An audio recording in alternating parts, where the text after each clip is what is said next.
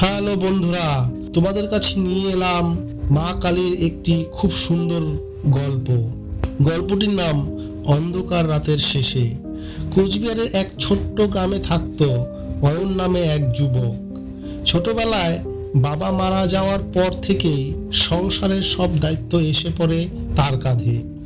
মা অসুস্থ, ছোট বোনের পড়াশোনা আর ঘরে নিত্যদিনের অভাব, সব মিলিয়ে অয়নের জীবন যেন এক অন্ধকার গহ্বর। অয়ন দিনমজুরের কাজ করত, কখনো ইট বহন, কখনো মাঠে পরিশ্রমের কাজ। সকাল থেকে রাত পর্যন্ত পরিশ্রম করেও সংসারে দুবেলা ভালো করে খাবার জুটত না।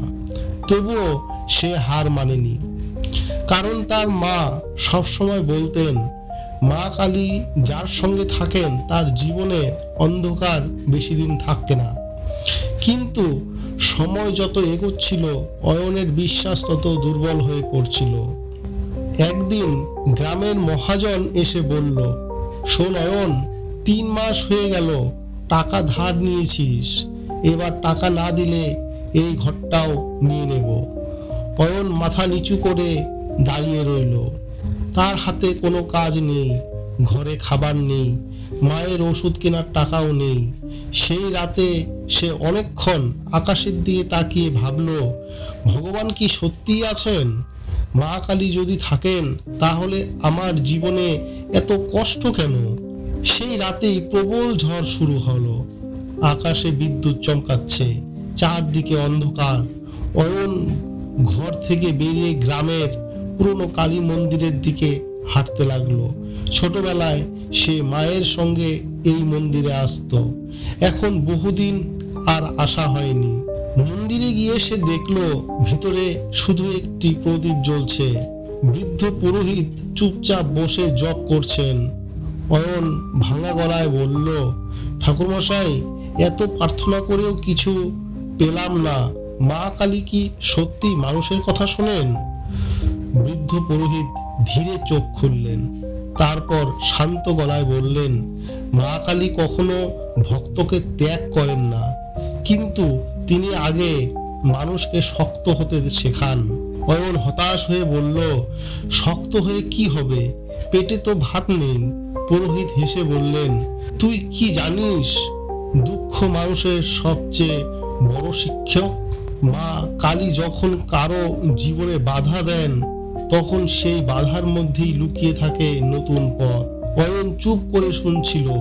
পুরোহিত তখন তার মা কালীর 10টি বাণী শোনালেন।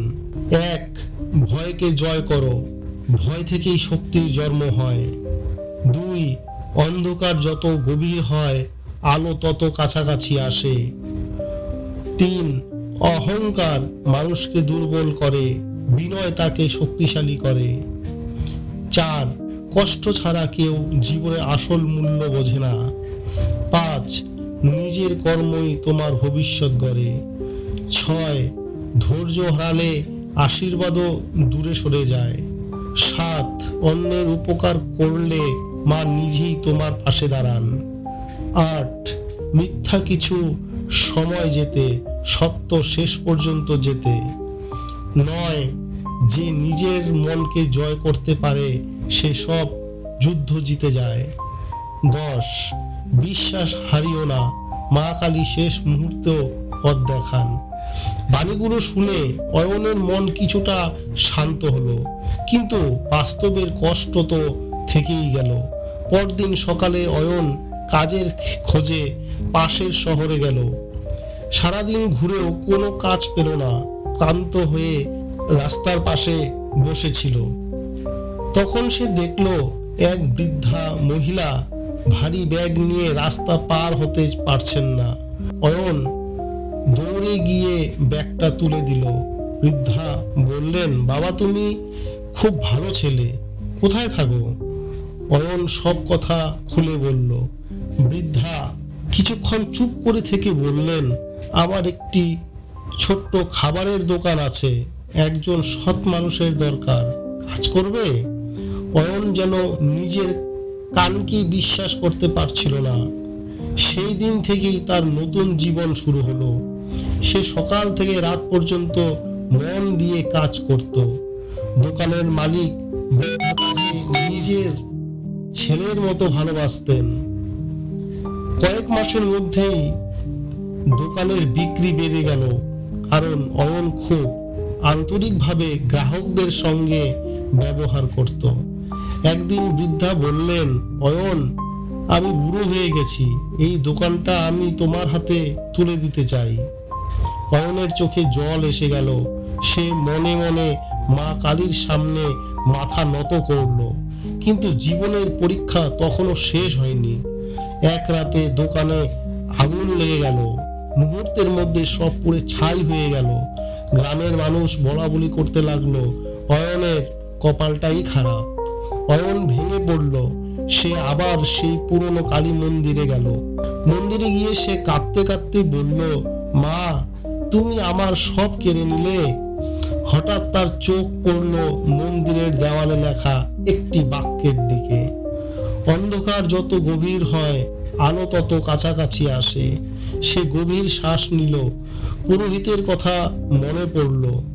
ধৈর্য হারালে আশীর্বাদও দূরে সরে যায়। পরদিন থেকে অয়ন নতুন করে শুরু করলো। গ্রামের কয়েকজন বন্ধু তাকে সাহায্য করলো। কেউ বাঁশ দিল, কেউ টিন, কেউ টাকা। ছোট্ট একটা চায়ের দোকান দিয়ে আবার শুরু হলো তার পথ চলা। এইবার অয়ন শুধু ব্যবসা করেনি, গ্রামের গরিব মানুষদেরও সাহায্য করত। কেউ না খেলে বিনা টাকায় খাবার দিত।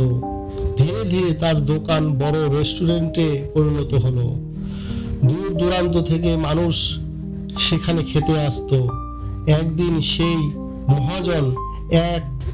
সেই মহাজন যে এক সময় তার ঘর কেড়ে নিতে চেয়েছিল, অসুস্থ হয়ে অয়নের দোকানে এলো। মহাজন লজ্জিত গলায় বলল, অয়ন, আমি তোমার সঙ্গে অনেক খারাপ ব্যবহার করেছি।